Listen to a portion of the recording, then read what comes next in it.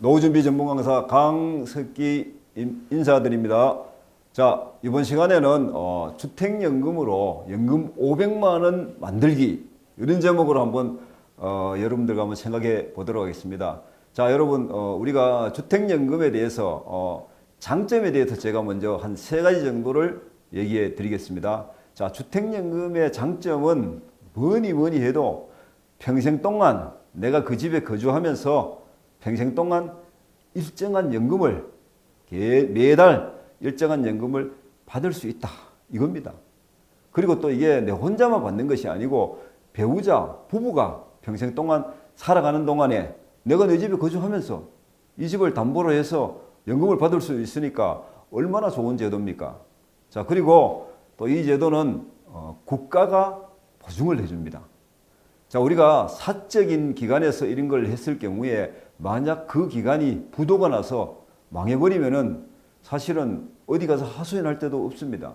그러나 이 주택연금은 국가에서 국민의 고령화에 대한 하나의 대책으로서 이 제도를 만들었기 때문에 국가가 존속하는 한 이 제도는 국가에서 보증을 해주기 때문에 가장 안전한 대책이다. 노후 대책으로 가장 안전한 대책이다. 자, 그렇게 얘기해 줄 수 있고요. 자, 세 번째는 합리적인 상속이다.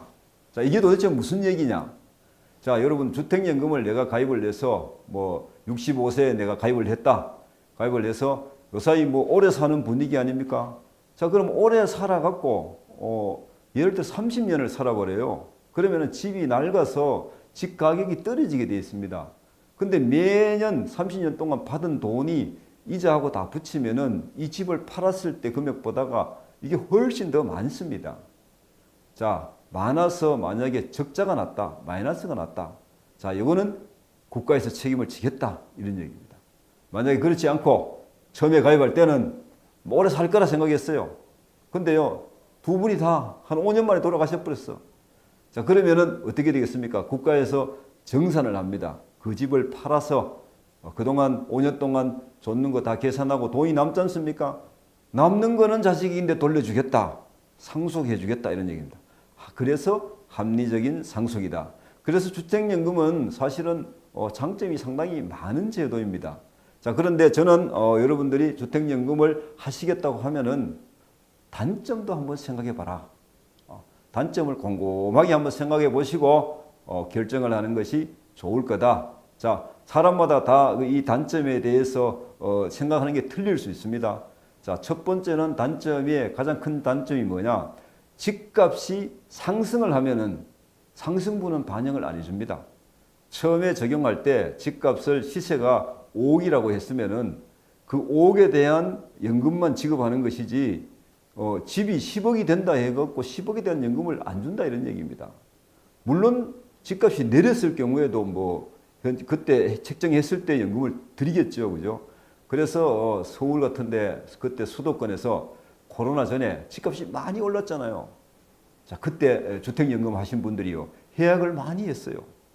제가 통계적으로 보니까요 한 30% 정도 해약을 했다 이런 얘기가 들리더라고요. 자, 그러면 이분들이 왜 해약을 하시겠습니까? 아니, 집값이 5억을 주고 사갖고 주택연금을 받았는데 상승분을 안 주는 겁니다. 안 주니까 어떻게 합니까? 8억, 집이 8억에, 그럼 8억에 팔아갖고 그동안에 주택연금 받았는 거 다 교환내고 이렇게 했다는 겁니다. 자, 그러면은 이렇게 중도에 내가 취소하면은 어떻게 되느냐? 취소해도 이게요, 아무런 사실은 페널티가 없습니다, 지금요. 자, 그런데 취소하면은 딱 한 가지가 있습니다. 3년 이내에 다시 주택연금을 못 합니다. 3년 이내에 못 하는데 그 집을 상대로만 3년 이내에 못 한다는 얘기입니다. 다른 집을 갖고 샀는 집이 있으면은 또 할 수는 또 있습니다. 좀 이게 주택연금 제도의 법이 상당히 조금 무른 것 같아요. 보니까요. 자, 두 번째는 이사가 제한이 됩니다, 사실. 자, 이사가 제한된다는 것은 우리가 알고 있습니다만은 근데 이사를 못 하는 건 아닙니다. 할 수는 있어요. 집이 가격이 높은 집으로 옮겨가면은 연금이 좀 더 많이 받을 수가 있고요. 만약에 집값이 내가 5억 하다가 3억짜리 집으로 가면은 연금이 줄어들 수가 있습니다. 자, 그런데 이사할 때 조금 실무적으로 좀 까다로운 게 한 가지가 있습니다. 동시에 집을 사고 팔고를 하셔야 돼요. 그래서 등기 날짜를 동일하게 딱 한 날짜로 맞춰줘야 된다는 거.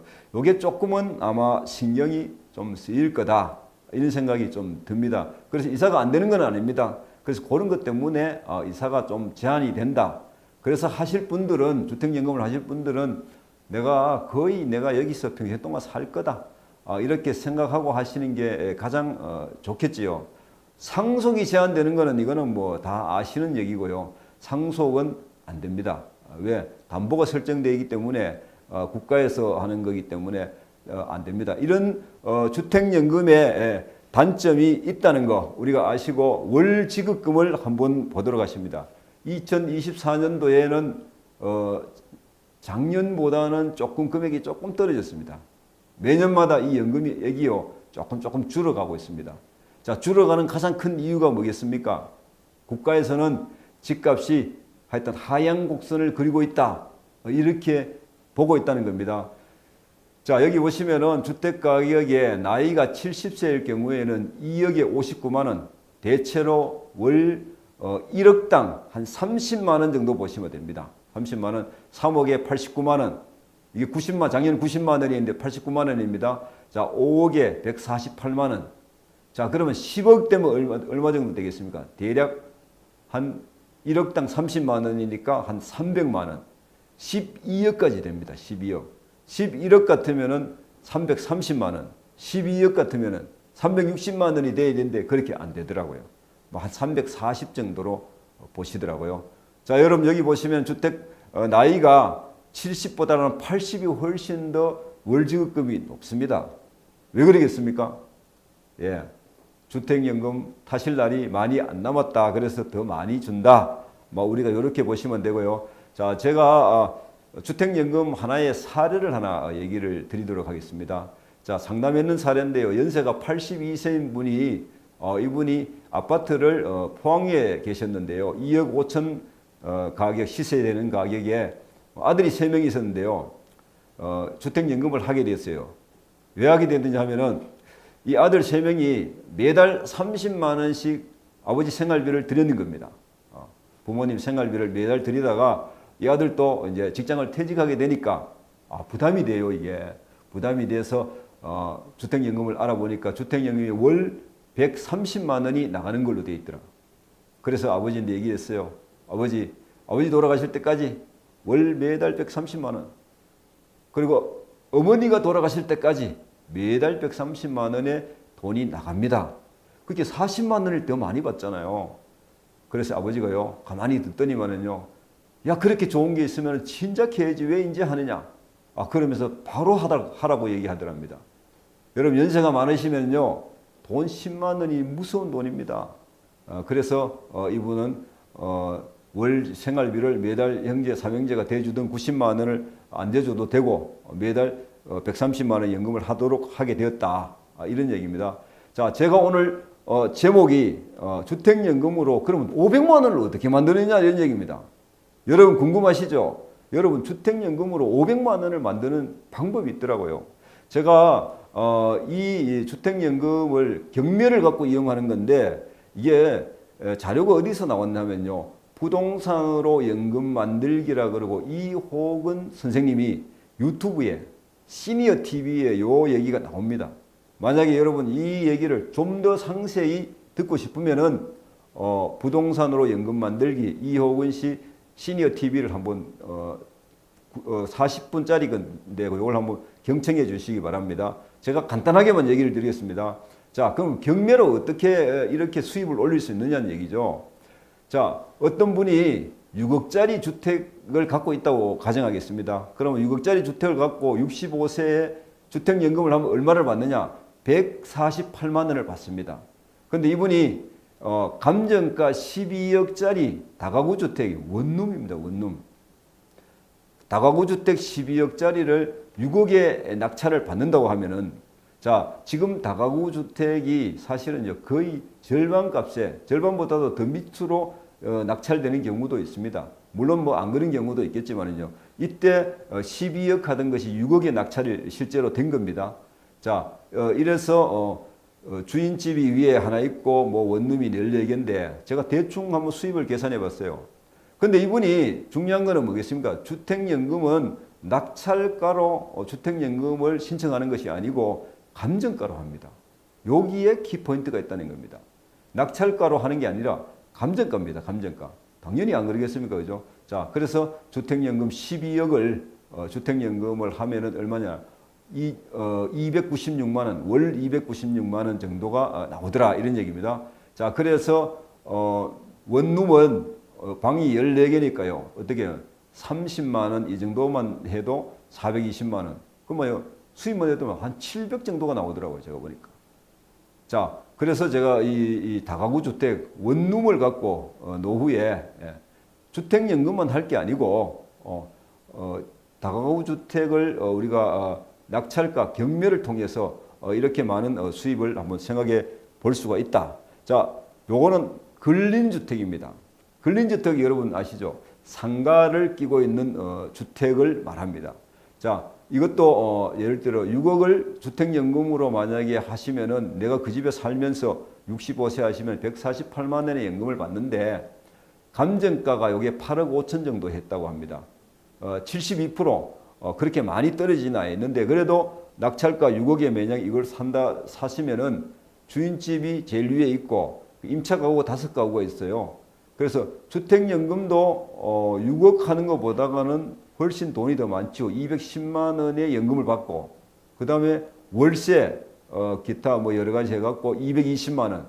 자, 그래서 이 물건을 통해서도 우리가 한 400만 원 정도의 연금을 만들 수 있다. 자, 그 다음에는 요거는 이제 일반 주택입니다. 방금 다가구 주택이라든가 근린주택을 통해서 우리가 주택연금을 할 수도 있지만은 일반 주택은 당연히 주택연금 할 수 있잖아요, 그죠? 자, 그래서 이 일반 주택도 요사이 아파트나 이런 것도 매매가 잘 안 돼서 자꾸 낙찰가가 자꾸 떨어지지만은 일반 주택도 지금 똑같습니다. 지금 많이 떨어졌어요. 그래서 이것도 좀 특별한 케이스인데 감정가는 실제로 9억 정도 했는데 낙찰가는 3억 한 5천밖에 못 받았어요. 그러면 어떻게 합니까? 3억짜리 주택연금을 우리가 가입을 한다면은 월 74만 원 정도 수입이 들어오는데 9억으로 주택연금을 신청 왜 감정가로 하기 때문에 9억 주택연금을 받으면은 거의 3배에 가까운 221만 원을 받으실 수가 있다. 이런 얘기입니다. 자, 제가 지금 소개한 3개의 자료는 바로 시니어 TV의 이호근 선생님이 유튜브에 나오는 내용을 갖고 제가 간략하게 요약해서 얘기 드리는 거고요. 자, 요거는 제가 제 집 주위에서 한번 봤습니다.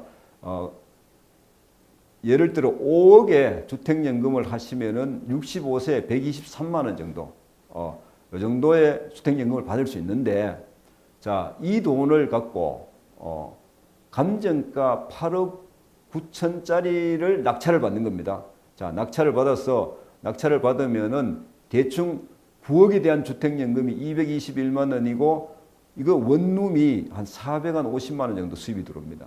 자, 그래서 저는 지금 현재 자기가 갖고 있는 집을 갖고 잘 활용만 하시면은 뭐 500, 600, 700까지도 수입을 올릴 수 있다. 이런 얘기입니다.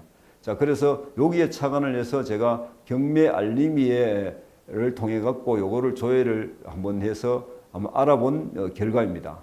자, 그래서 마지막으로 다가구 주택 주택연금을 실제로 하시려면은 실천할 수 있는 전략이 있어야 됩니다. 자, 어떻게 하느냐? 일단 경매나 공매에 대한 기본 지식은 알고 하셔야 돼요. 경매나 공매가 약간 위험한 여러 가지 내용이 있습니다. 그런 이 위험을 우리가 감수를 하려면은 기본 지식은 갖고 시작하셔야 된다. 자, 그다음 두 번째는 원룸을 우리가 관리를 하시려면은 평소에 관리를 안 해보다가 이제 관리를 하시려면 참 힘이 듭니다. 이거는 지금 거의 대다수 원룸 관리는 공인중개사분들이 다 하시더라고요.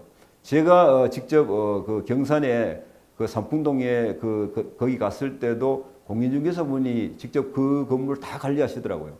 그래서 우리가 뭐 관리하는 것에 대해서 너무 부담을 가질 필요는 제가 없을 것 같아요.